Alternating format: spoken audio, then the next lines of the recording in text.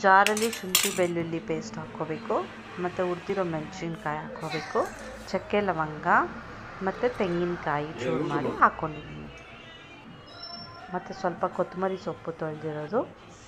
ಇದನ್ನೆಲ್ಲ ರುಬ್ಕೊಂಡು fine paste ಮಾಡ್ಕೋಬೇಕು.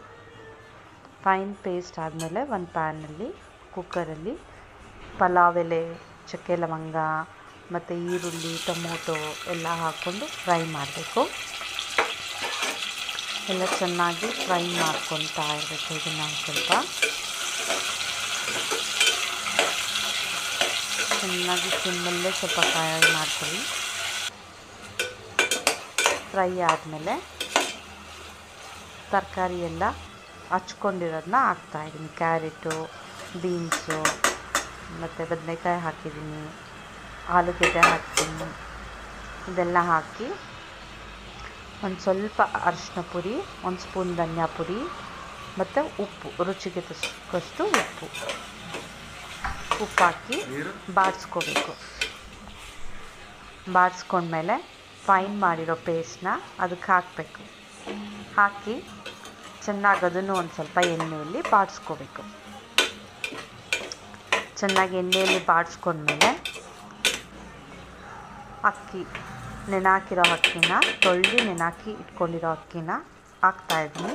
ಹಾಕ್ಬಿಟ್ಟು ಅದನ್ನು ಮಸಾಲೆ ಜೊತೆ ಮಿಕ್ಸ್ ಮಾಡ್ಕೋಬೇಕು. 1 ಕಪ್ ಅಕ್ಕಿ ತೊಗೊಂಡ್ರೆ 2 ಕಪ್ ನೀರು ಹಾಕಬೇಕು.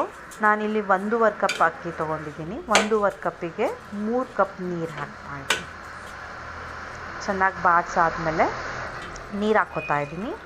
ಇದು ಮಿಕ್ಸಿ ರುಬ್ಬಿದ್ನಲ್ಲ, ಅದನ್ನೆಲ್ಲ ತೊಳ್ಕೊಂಡಿರೋ ನೀರು, ಅದಕ್ಕೆ ಸ್ವಲ್ಪ ಕಲರ್ ಆ ಥರ ಇದೆ. ಎಲ್ಲ ಚೆನ್ನಾಗಿ ಮಿಕ್ಸ್ ಮಾಡಬೇಕು. ಇವಾಗ ಒಂದು ರೌಂಡು ಮಿಕ್ಸ್ ಮಾಡಿದ್ಮೇಲೆ ಕುಕ್ಕರ್ ಮುಚ್ಚಿಬಿಟ್ಟು 2 ವಿಷಲ್ ಮಾಡ್ಕೊಳ್ಳಿ. 2 ವಿಷಲ್ ಹಾಕ್ಕೊಂಡ್ರೆ ಸಾಕು, ಎಲ್ಲ ಬೆಂದೋಗಿರುತ್ತೆ. 2 ವಿಷಲ್ ಆದಮೇಲೆ ಈಗ ಪ್ರೆಷರ್ ತೆಗಿತಾ ಇದ್ದೀನಿ. ನೋಡಿ, ಪ್ರೆಷರ್ ತೆಗೆದ್ಬಿಟ್ಟು ವೆಜಿಟೇಬಲ್ ಬಾತ್ ರೆಡಿಯಾಗಿದೆ. ಅದನ್ನು ಮಿಕ್ಸ್ ಮಾಡ್ಕೋಬೇಕು.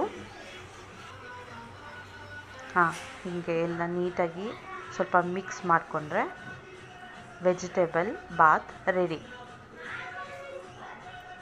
ಅದನ್ನು ಇವಾಗ ಪ್ಲೇಟಲ್ಲಿ ಹಾಕ್ಕೊಂಡು ಇದ್ರ ಜೊತೆ ಬೇಕಂದರೆ ಕುಕುಂಬರ್ ಮತ್ತು